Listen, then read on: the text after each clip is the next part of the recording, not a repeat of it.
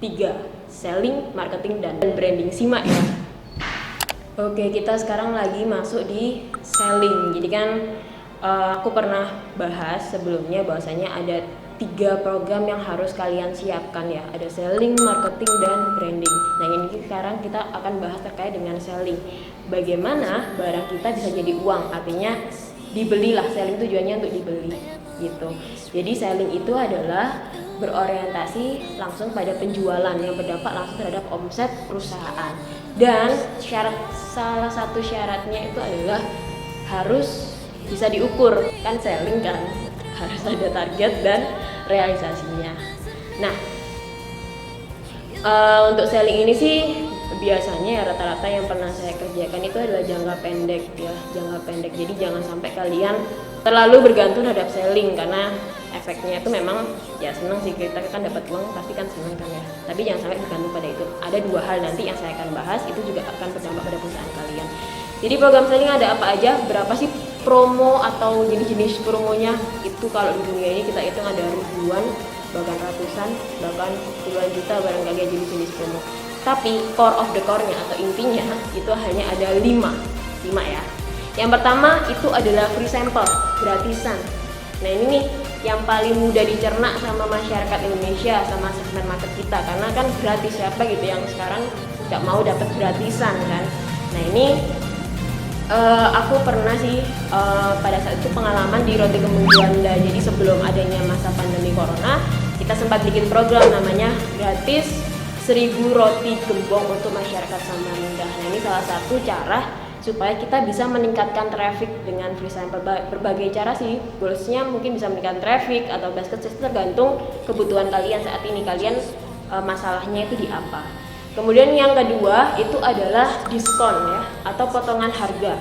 Nah potongan harga ini ya, kalau misalnya potongan harga ini produk kayak di diskon gitulah, kalian pasti sudah paham lah, kayak di mall-mall atau perusahaan retail pasti kan banyak diskon 50% untuk pembelian ini, diskon 90%. Jadi anggapannya kalian tuh beli 100.000 nih, misal buku harganya 100.000, kalian dapat diskon 10%, berarti kan dapat potongan 10.000, jadi kalian cuma bayar 90.000. Nah hal simpel sih, tapi ini berdampak banget. Kalian kalau misalnya bikin promo itu jangan sampai menampilkan persentase.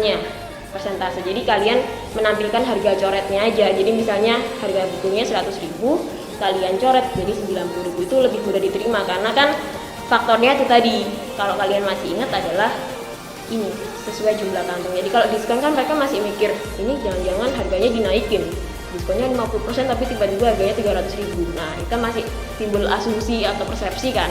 Kalau misalnya kalian langsung tampilin harga, misalnya martabak harga 25.000, ya diskon 50% jadi cuma 12.500. Itu ya tips dari saya. Ya, yang selanjutnya adalah bonus. Nah bonus ini salah satu jenis program juga, selain tadi adalah free sample yang gratisan atau yang diskon potongan harga. Yang ketiga ini adalah bonus.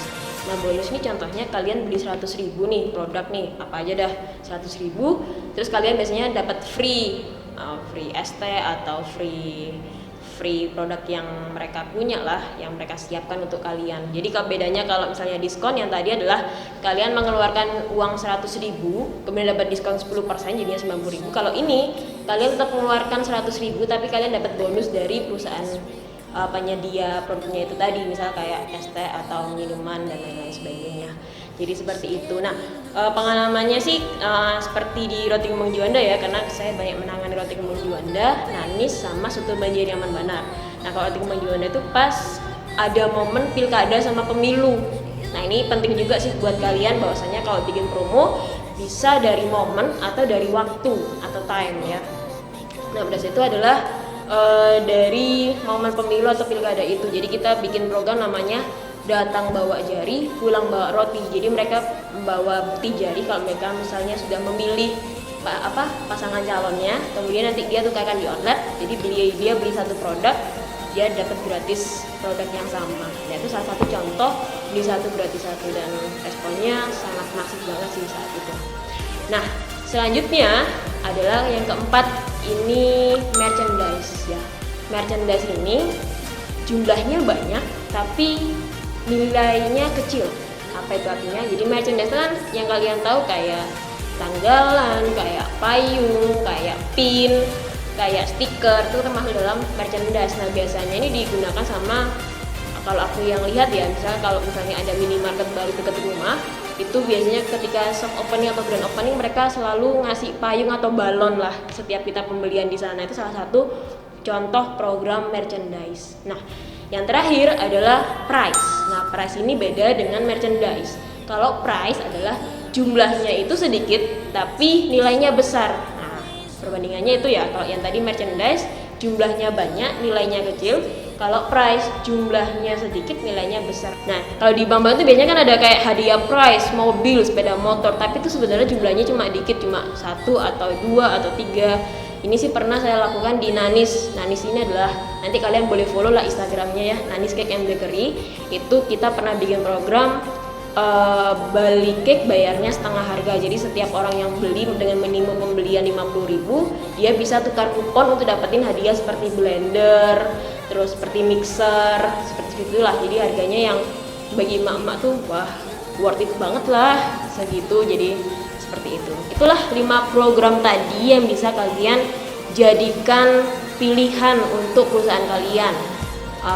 Pesanku sih, 1, harus sesuai kebutuhan. Jadi tetap ingat rumusnya, omset itu berasal dari traffic berasal dari channel. Nah channel kalian tuh main di mana? Apakah di dine in, apakah di delivery order, ataukah di kurir mandiri? Sekarang kan lagi banyak tuh kurir mandiri karena sekarang lagi masanya corona gitu. Jadi kalian pertimbangan itu mana yang pemasukannya lebih besar, kalian pilih itu.